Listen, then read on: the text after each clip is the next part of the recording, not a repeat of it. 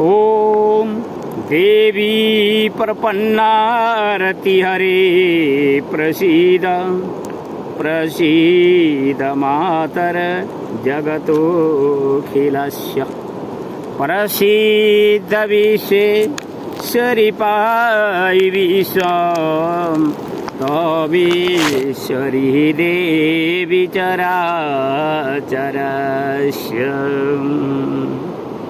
ओम ऋषिर्वाच शक्रादय सुरगणा नियतेति वीर्ये तस्मिन् दुरात्मनि सुरा रिबले च देव्यः तां तुष्टुवोपणतीनां प्रशिरोदरां सा वाग्विप्रहर्षपुलको गमचारुदेया देव्या यया ततमिदं जगदात्मशक्त्या निशेषदेवगणशक्तिसमूहमूर्त्या तामम्बिकामखिलदेवमहर्षिपूज्यां भक्त्या नतास्म विदधातु शुभानिशान येष्या प्रभावमतुलं भगवानन्तो ब्रह्महरश्च हि भक्तुमलं बलं च सा चण्डिकाखिलजगत्परिपालनाय नाशाय च शुभभयस्य मतिं करोतु। या श्री स्वयं सुकीर्तिना भवनेषु लक्ष्मी पापात्मनां कितधियां हृदयेषु बुद्धि श्रद्धा सतं कुलजन प्रभवस्य लज्जा तां त्वां नतास्म परिपालय देवी विश्वम्। किं वर्णयाम तव रूपमचिन्त्यमेता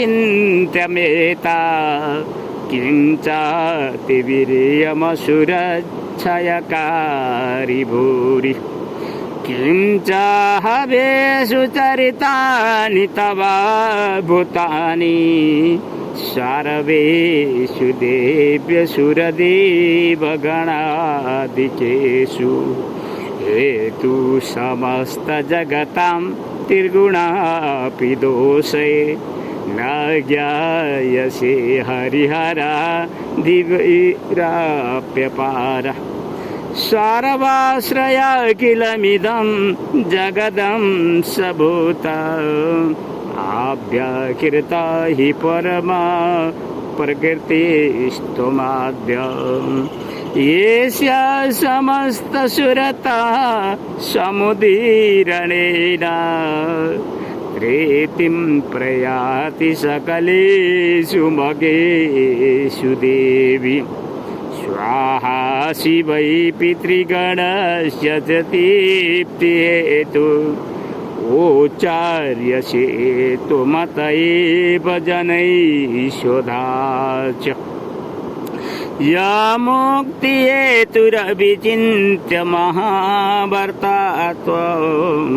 आभ्यस्यसे सुनियतीन्द्रियतात्वसारै मोक्षार्थिभिर्मुनिभिरस्तसमस्तदोषैर्विद्याशिषा भगवती परमा हि देवी सावधात्मिकासु विमलर्ज्ञजुषां निदान उद्गीतरम्यपदपाठवतां च साम्ना देवी त्रयी भगवती भवभावनाय भारता च सर्वजगतं परमार्थियन्त्री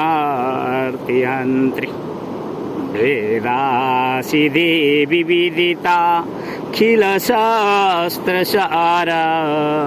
दुर्गासि दुर्गभवशा गरनौरसङ्गा श्रीकैटभारिहृदयैककीर्ताधिवासा गौरी त्वमेव शशि मौलिकीर्ता प्रतिष्ठा ईषदसहासममलं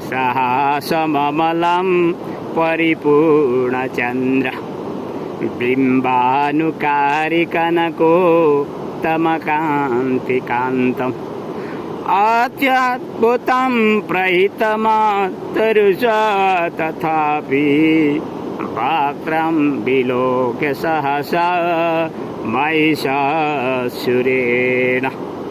दृष्ट्वा तु देवी कुपितं भ्रुकुटीकरालम् उच्छद्दशाशङ्कसदृश छवियेन्न सद्य प्राणन्मुमोच महिषस्तदतीव चित्रम् कैजीव्यते हि कुपितान्तकदर्शनेन देवी प्रसीद परमा भवती भवाय सद्यो विनाशयसि कोपवती कुलानि विज्ञातमेतदधुनैव यदस्तमेतन्नितं बलं सुविबलं महिषासुरस्य सम्मता जनपदे सुदनानि तेषां येषां शिच न च सीदति धर्मवर्ग धन्यस एव निवृत्तात्मजभिरेतदारा येषां सदाभ्युदयदा भवति प्रसन्ना धारम्याणि देवी सकलानि सदैव कर्माणि यत्यादितपतिदिनं सुकृती करोति स्वर्गं प्रयाति तदतु भवति प्रसादा लोकत्रयेऽपि फलदा ननु देवि तेन दुर्गे स्मिता हर्षि भीतिमशेष जन्तो स्वस्ते स्मृतामतिमतीव शुभां ददासि दारिद्र्यदुःखभयः ऋणिका त्वदन्या सर्वोपकारकरणाय सदा रचिता येभिर्हतैर्जगदुपैति सुखं तथैते कुर्वन्तु नाम नरकाय चिराय पापम् सङ्ग्राममृतुमधिगम्य दिवं प्रयान्तु त्वेति नूनमहितान् विनिहंसि देवी दृष्ट्वैव किं न भवति प्रकृति भस्म सर्वासुरा नरिषु ये प्रणोषि शास्त्रं लोकान् प्रयन्तु रिपवो पिहि शास्त्रभूता इत्थं मतिर्भवति ते स्वपिते त्रिषादि खड्गप्रभानिकरवि पूर्णै तथोग्रै शूलाग्रकान्तिनिभयेन निर्दिशो सुराण गता विलयमं सुमदिन्दुखण्ड योग्याननं तव विलोकयतां तदेतत् दुर्विरतविरतशमनं तव देवि शीलम् रूपं तथैतदपि चिन्त्यमतुल्यमन्यै वीर्यं च हन्त्रिः तदेव पराक्रमणं वैरीष्वपि प्रकटितैव त्वया त्वेत्थम् केनोपमा भवतु देस्य पराक्रमस्य रूपं च शत्रुभयकार्यतिहारिकोत्र चित्ते कृपा समरनिष्ठुरता च दृष्ट्वा त्वय्येव देवि वरदे भुवनत्रयेऽपि त्रैलोक्यमेतदखिलं रिपुनाशनेन त्रातं त्वया समरमुर्दनितेऽपि आत्वा भीतादिवं रिपुगण भयमाप्यपास्तम् अस्माकमुन्मदसुरा रिभवं नमस्ते शूलेन पायिनो देवी पायि खड्गेन जम्बिके घण्टास्वनेन न पायि चाप्यजानि स्वनेन च प्राच्यां रच्य प्रतीच्यां च चण्डिके रच्छ दक्षिणे ब्राह्मणेनात्मशूलस्य उत्तरस्यां तथेश्वरि सौम्यानि यानि रूपाणि त्रैलोक्ये विचरन्ति ते यानि चात्यार्थघोराणि तैरस्मास्ता तथा भुवम् खड्गशूल गदादीनि यानि चास्त्राणि त्र्यम्बिके करपल्लवसङ्गीनि तैरस्मान् रच्य सर्वथा जयन्ती मङ्गलकाली भद्रकाली कपालिनी दुर्गा क्षमा शिवा धात्री स्वाहा स्वदा नमस्तुते देवी प्रपन्नारतिहरे प्रसीद प्रसीद मातर जगतोऽखिलस्य प्रसीद विश्वेश्वरि पाहि विश्वं त्वमेश्वरी देवी चराचरस्य।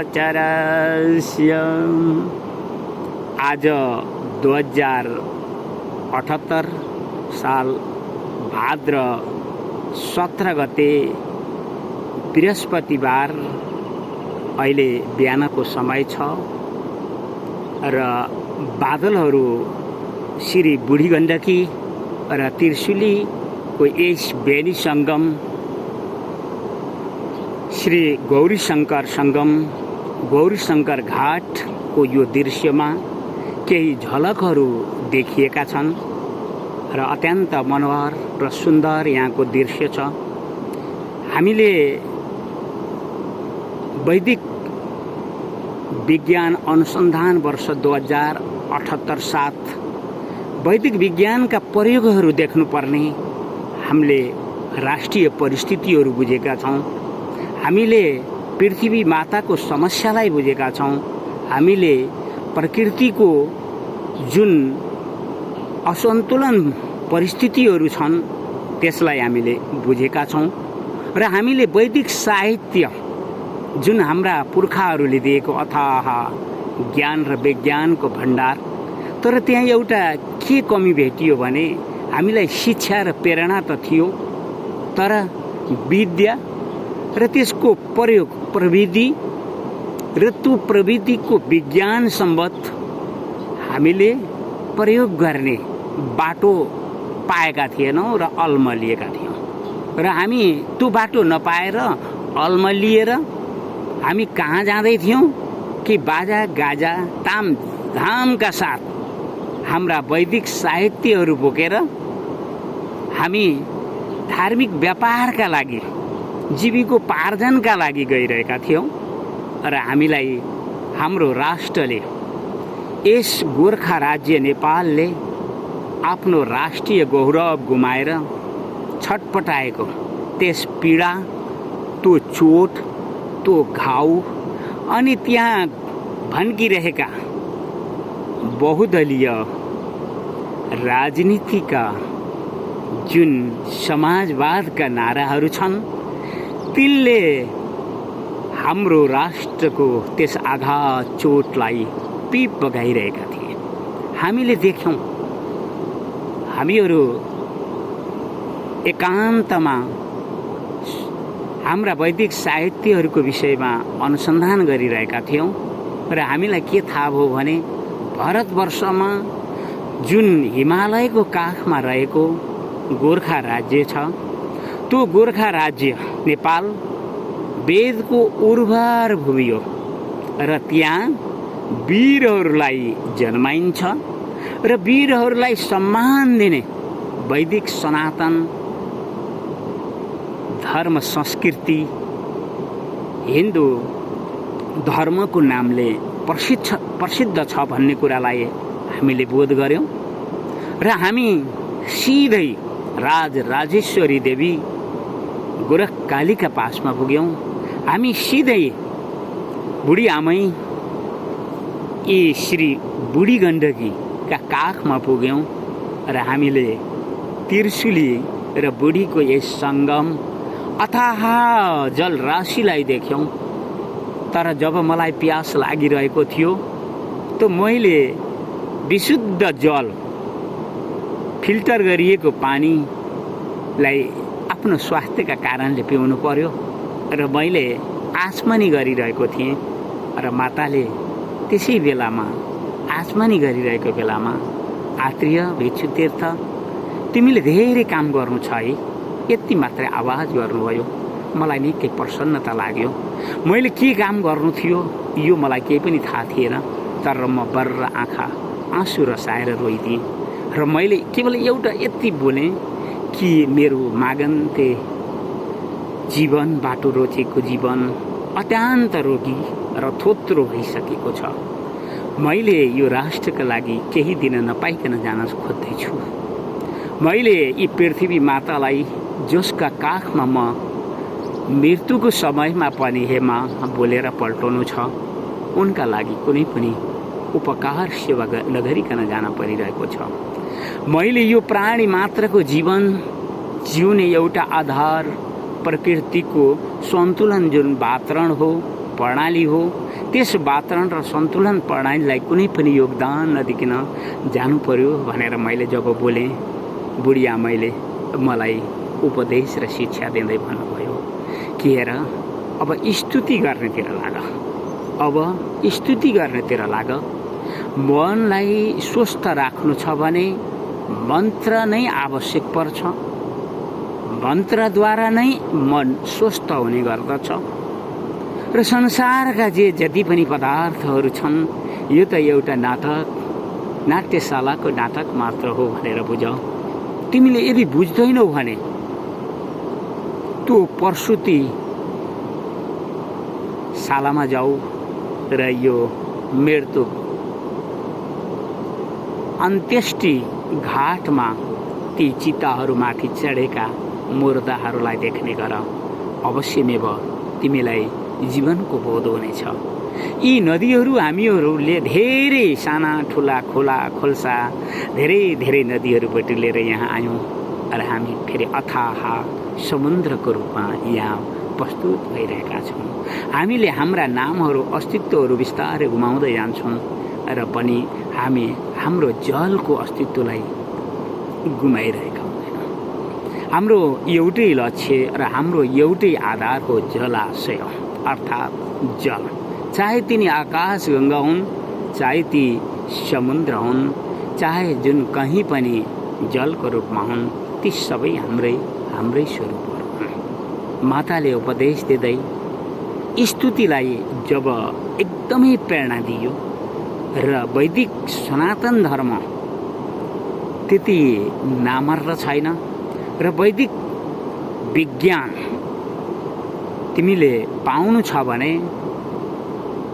हामीहरूले विद्या र प्रयोग विधि सिकाउनेछौँ। तिमीले आफ्नो योग्यता बनाउनतिर लाग।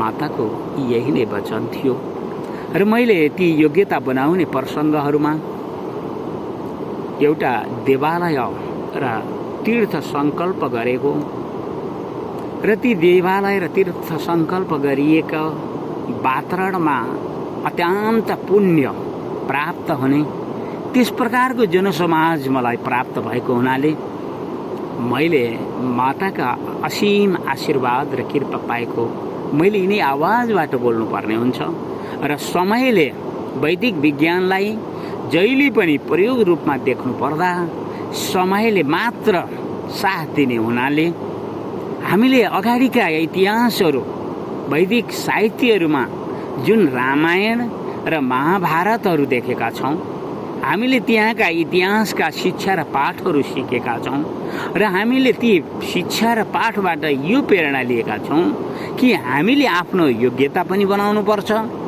र हामीले समयलाई कुर्नु पनि पर्छ र हामीले यो राष्ट्रको हितमा हामीले यी पृथ्वी माताको सम्मानका लागि अनि प्रकृतिको सन्तुलनका लागि योगदान दिने विचार साथ पनि बन्नुपर्छ। जति बेला हामी पृथ्वीलाई सम्मान दिने विचारहरू उठाउँछौँ त्यति बेला हामीले मानव जनसङ्ख्यालाई देखिँदैन, मानवमा रहेको जनशक्ति कस्तो छ, त्यो जनशक्तिले पृथ्वीलाई सम्मान गर्न योग्य छ अथवा पृथ्वीको भार मात्र छ। त्यो जनसङ्ख्या प्रकृतिको सन्तुलनका लागि सहायक छ अथवा प्रकृति सन्तुलनलाई खलबल बनाउन मात्र छ। त्यति बेला हामीले के बुझ्नुपर्छ भने पृथ्वी माता रहेनन् भने, हाम्रो प्रकृति स्वस्थ भएन भने यो धरतीमा प्राणी मात्र रहन योग्य अनुकूल वातावरण हुँदैन। यिनै वाक्यांशहरू स्पष्ट हामीलाई बोध हुन्छ कि हामीले जब पृथ्वी मातालाई सम्मान गर्न जाँदैछौँ भने हाम्रो मानव जातिलाई शिक्षा र अनुशासनको पाठ सिकाउनै पर्ने हुन्छ। त्यो शिक्षा र अनुशासनको पाठ सिकाउनका निमित्त हामीले जसरी कृषकहरूले अन्न खेती लगाउनका लागि खेतको जसरी तयारी गर्छन् त्यसै गरेर हामीले पनि वैदिक विज्ञानलाई देख्नका निमित्त जाँदा हामीले आँखामा घोडपट्टी लगाएर केवल यो राष्ट्रको हितका लागि, पृथ्वी माताको हितका लागि, यो प्रकृतिको सन्तुलन वातावरण बनाउनका लागि यही मात्र हामीले देख्नुपर्ने हुन्छ। हामीले अरू देख्यौँ भने हामी अगाडि जान सक्दैनौँ। हामीले जुन माताको शिक्षा र उपदेशबाट के बुझिरहेका छौँ भने कि जुन आजको भौतिक आविष्कार विकास, पृथ्वीको खनिज जथाभावी उत्खनन र त्यसको दुरुपयोग, त्यसजन्य जुन एकातर्फ धुलो, धुवाँ, कार्बनले प्रकृतिको सन्तुलनलाई असन्तुलित अवस्थामा पुर्याउनु, एकातर्फ शहरी विकासका लागि जीवन जिउने आधार नै पृथ्वीका ती खनिजहरू हुन्। यी सबै समस्याहरूलाई हामीले बुझिरहेका छौँ र तिनी समस्याहरूलाई बुझिरहेकै हुनाले हामीले यो स्तुतिहरू गरिरहेका छौँ कि दैवी शक्तिहरूद्वारा पहिल्यै हाम्रो मानव शहरी जीवनहरूलाई तितर बितर पारिनेछ र त्यो तितर बितर भइसकेपछि पृथ्वीको खनिज जथाभावी उत्खनन रोकिनेछ। पृथ्वीको खनिज जथाभावी उत्खनन र दुरुपयोग रोकिँदा बित्तिकै यहाँ धुलो, धुवाँ, कार्बन उत्सर्ग जस्ता वातावरण प्रदूषणहरू रोकिनेछन् र जैविक विविधताको प्रणाली स्वाभाविक रूपले मानवको अभाव बिस्तारै हुँदै गएपछि जैविक विविधताको सन्तुलन व्यवस्थित हुँदै जान्छ। पृथ्वी आफ्नो हरा भरा स्वरूपमा जान्छन्। प्रकृति आफ्नो स्वस्थ जीवनतिर जान्छ। हामीले वैदिक साहित्यबाट यही नै बुझेका छौँ। तर आजको भौतिक विज्ञान आविष्कार साथमा जोडिएका जुन बहुदलीय राज्य शासन व्यवस्थाहरूमा हाम्रा कुराहरू नबुझिन पनि सक्छ। तर प्रकृतिसँग शक्ति छैन र उसले आफ्नो स्वस्थ वातावरण बनाउन सक्दैन, त्यस्तो हामीलाई लागेन। त्यसैले हामीले हे माँ, यो माँ मन्त्र पुकार्दै हामीले यो स्तुति गर्न आरम्भ गर्यौं कि देवी प्रपन्नर तिहरे प्रसीद प्रसीद मातर जगतोऽखिलस्य प्रसीद विश्वेश्वरी पायि विश्वम् तोमीश्वरी देवी चराचरस्य। अनि माता यसै मन्त्र स्तुतिबाट प्रसन्न भएर यस आत्रेय परमहंस स्वामी तरुण भेक्ष तीर्थ यस वैदिक विज्ञान अनुसन्धान वर्ष 2078 वैदिक विज्ञानको प्रयोग गरेर देख्नुपर्छ भन्ने भावना र प्रेरणा साथ यी बुढी गण्डकी र त्रिशुलीको बेनी सङ्गम, गौरी शङ्कर सङ्गम, गौरी शङ्कर घाट, यो गौरी शङ्कर तीर्थराज प्रयागमा यसरी आफ्ना स्वरहरू तपाईहरुसम्म पुर्याउनका निमित्त यी यन्त्रहरूको उपकरणहरूको प्रयोग गरिरहेको छ। तपाईलाई हामीले पूर्व सूचना के दिन्छौं भने हर मानव जातिले पृथ्वीलाई सम्मान दिन सिकोस्। हर मानव जातिले प्रकृतिको जैविक विविधताको सन्तुलनलाई हामीले जुन वर्णाश्रम व्यवस्थाहरू बनाएका थियौं र हामीले जुन वैदिक समाजको निर्माण गरेका थियौं, त्यस समाजलाई भताभुङ्ग र लथालिङ्ग पारिदिनाले अहिले हामी लाचार र विवश छौं कि वैदिक विज्ञानलाई हामीले प्रयोग रूपमा देख्नु नै पर्ने अवस्था आइसकेको छ। हामीलाई संख्याको कुनै पनि महत्त्व छैन, हामीलाई जनशक्तिको आवश्यकता छ। एउटा कृषकले झारपातहरू चेतिरहेको देखिरहेको छु, उखालिरहेको देखिरहेको छु, पृथ्वीबाट आइरहेको देखिरहेको छु, तर उसको अभिष्ट भनेको उसलाई आवश्यक जुन खेती गरिएको खाद्यान्न बाली छ, जुन फलफुल वृक्षहरू छन्, तिनीको सफलता मात्र देख्नुहुन्छ। ती सबै झारपात समानका सबैलाई संरक्षण गर्ने भन्ने प्रकृतिको न्याय र सिद्धान्त नै छैन र त्यस्तो देखिएन पनि। अनि जब जब ऋषि मुनिहरूले अप्ठ्यारो परिस्थितिहरू आउँछ, उनीहरूले दुष्टहरूलाई श्राप दिने विधि पनि हाम्रो वैदिक साहित्यमा राखिएको छ। जबसम्म दुष्टलाई हर प्रकारले श्रापले होस्, दैवी प्रकृति प्रकोपले होस्, अनेक प्रकारका जे जस्ता उपाय लगाएर पनि यी पृथ्वी मातालाई सनातन संरक्षण गरिएको इतिहास कसैलाई बुझ्नु छ भने वैदिक वेदादि इतिहास पुराणहरूलाई स्वाध्याय गर्नुहोस्, पढ्ने गर्नुहोस्। मैले त यी आवाजबाट यही नै दिन्छु। म सामान्य एउटा घरबाट निस्किएर एउटा मागन्ते जीवन बाटो रोजेको मान्छे जाँदा जाँदै प्रकृतिको खुला विश्वविद्यालयमा शिक्षा लिन पुग्यो। वास्तवमा त्यो शिक्षा जीवन बाँच्ने भिक्षाका कारणले लिनु परेको थियो र जाँदा जाँदै वैदिक साहित्यले पनि आफ्नो मित्रताको साथ दियो। मैले पढेर होइन, मैले वास्तवमा आफ्नो जीवनलाई असफल र निराश विचारमा पुर्याएको कारणले मलाई वैदिक साहित्यले साथ दियो र मैले त्यो बाजा गाजा ताम झाम टपरे प्रवृत्तिहरू जीविकोपार्जन गर्नेहरूबाट समातिन। मैले त मलाई जन्माउने आमाको आँसुमा डुबुल्की मारेको ती आँसुहरूले पोलिरहेको छटपटाइरहेको अनुभव भएका कारणले मैले देवालय तीर्थ सङ्कल्पतर्फ बुद्धि लगाएँ र तिनै सङ्कल्प बुद्धिहरूले आज तपाईँसम्म यो आवाजहरू पुर्याइरहेको छु र म यिनै आवाजहरू साथ तपाईँहरू सबैलाई यही भन्छु कि माताको स्तुति गर्न सिक्नुहोस्।